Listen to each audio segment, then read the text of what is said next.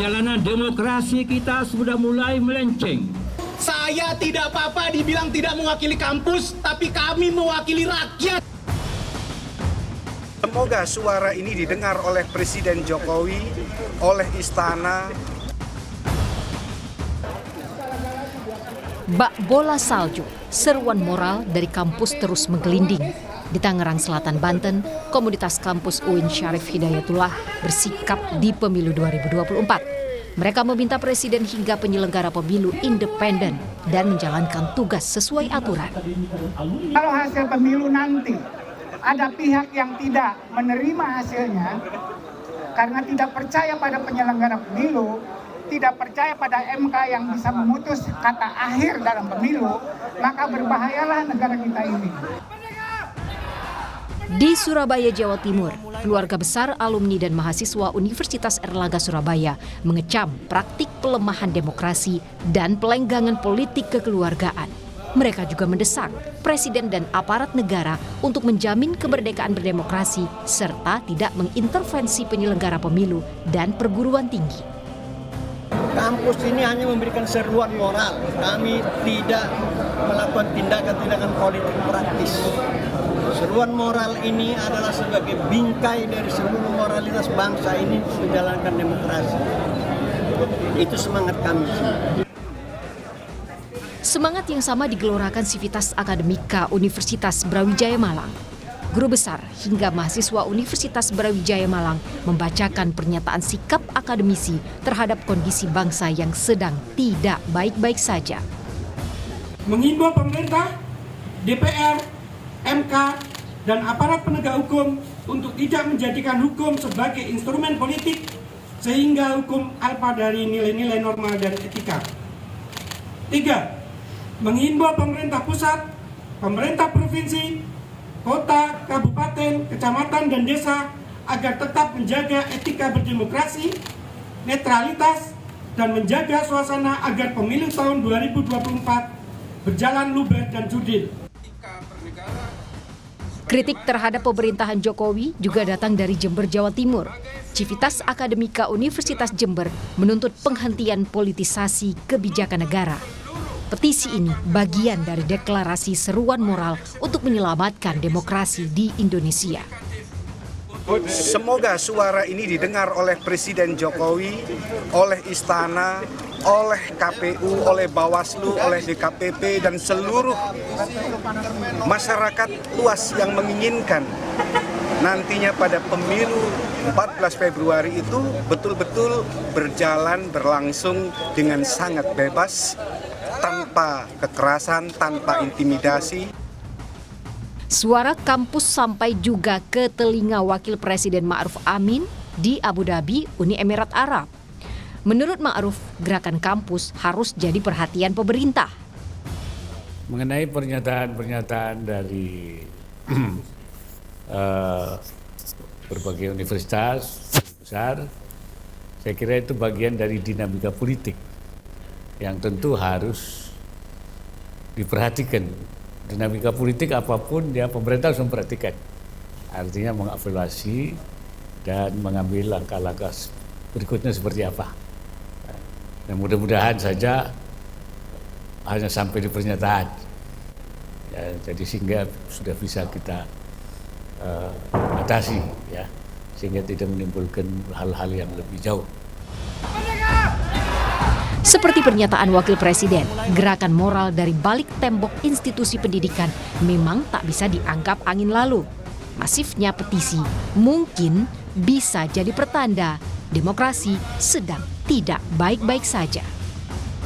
Tim Liputan, Kompas TV.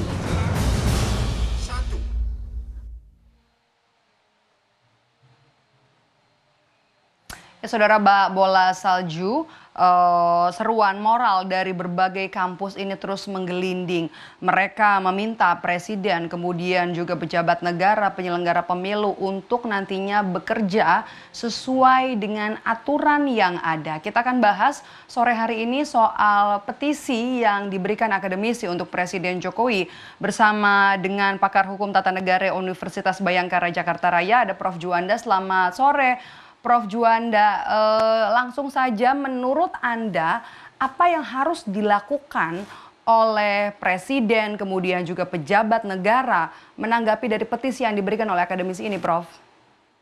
Ya, terima kasih. Selamat sore para pemirsa sekalian. Pertama, yang perlu disampaikan dalam melihat kondisi begitu berkembangnya petisi di hampir seluruh kampus, baik negeri, swasta, besar, kecil, menengah, itu adalah merupakan sebuah gerakan moral cinta terhadap Presiden, terus sebagai implikasi dan implementasi dari konsep dan prinsip negara hukum yang demokratis. Yang selanjutnya tentu kalau ditanya apa yang harus dilakukan oleh Presiden, tentu sebagai kepala negara, sebagai kepala pemerintahan yang dipilih oleh rakyat, dan jangan lupa Presiden itu adalah mandatnya dari rakyat. Tentu kalau rakyat sudah bersuara, suatu kewajiban dari Presiden untuk mendengar, bahkan memperhatikan ya bagaimana suara rakyat. Dan rakyat itu sendiri bukan sembarang rakyat, yaitu para kalangan akademisi, intelektualitasnya tinggi, dan tentu saya tidak meragukan bagaimana netralitas dan komitmennya terhadap penegakan konstitusi ya. Nah, oleh karena itu sekarang ini jangan diabaikan suara-suara rakyat itu ya, sehingga itulah sebagai presiden yang bagus dan presiden rakyat. Saya kira harus diperhatikan dan harus menjadi catatan besar dalam kerangka membangun negara konstitusi dan negara demokrasi dalam pemilu sekarang ini. Halo? Oke, dalam petisi dari para akademisi ini kan menyebut soal isu etika, kemudian juga isu netralitas yang jadi kekhawatiran daripada publik, dan kemudian yang jadi penting adalah soal kekhawatiran akan penyelenggaraan pemilu yang berlangsung jujur, adil.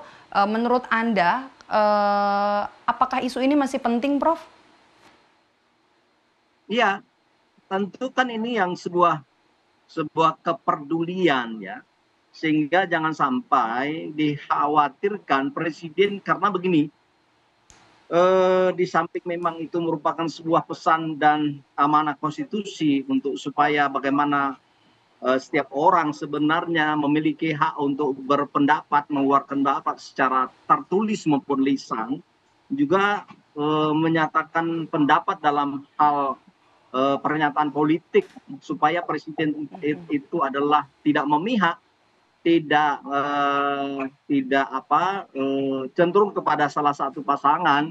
Yang dikhawatirkan memang di sini adalah presiden ya, dengan menggunakan atribut-atribut kelengkapan negara yang dia miliki itu adalah mendukung salah satu paslon. Apalagi memang kecenderungan dan kekhawatiran dari para kelompok-kelompok akademisi, para guru besar sebagai gerakan sosial civil society itu adalah supaya tidak terjadi adalah keberpihakan presiden itu, sehingga menggerogoti prinsip-prinsip konstitusi, prinsip-prinsip negara demokrasi, prinsip-prinsip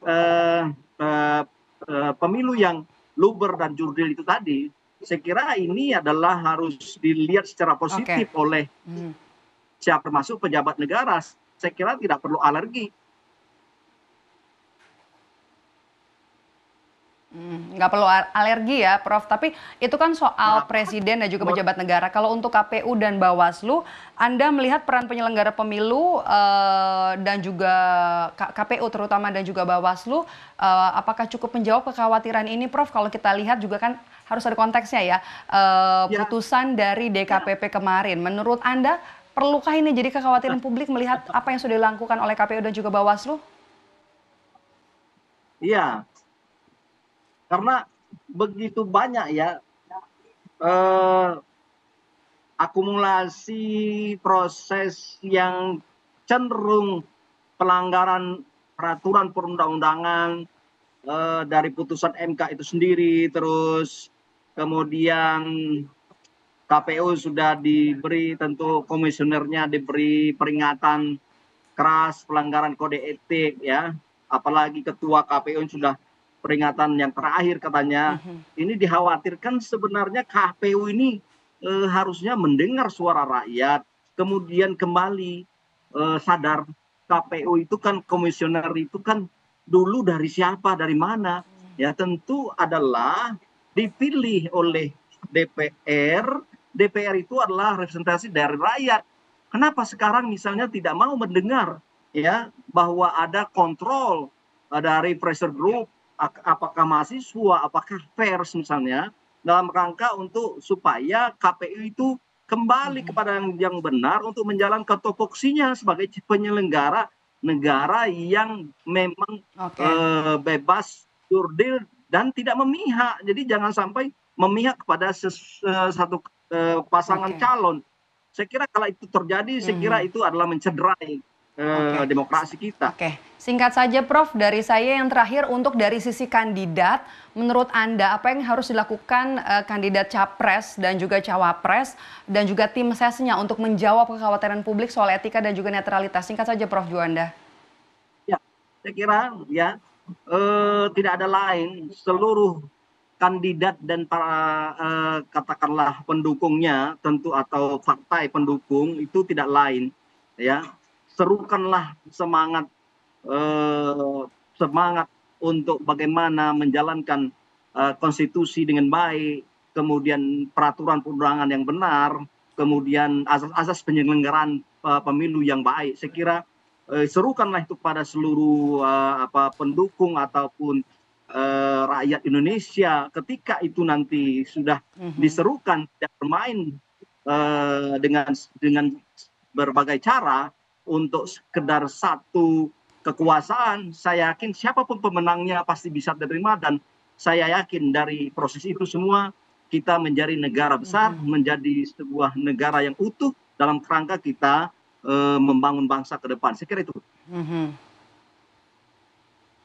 Ya, kualitas penyelenggaraan pemilu kita nanti akan menentukan bagaimana kualitas pemimpin kita 5 tahun ke depan. Baik, terima kasih sudah bergabung bersama kami pakar hukum tata negara Universitas Bhayangkara Jaya Jakarta Raya, Prof Juanda sudah bergabung bersama kami di program Rumah Pemilu hari ini. Sehat selalu, Prof Juanda.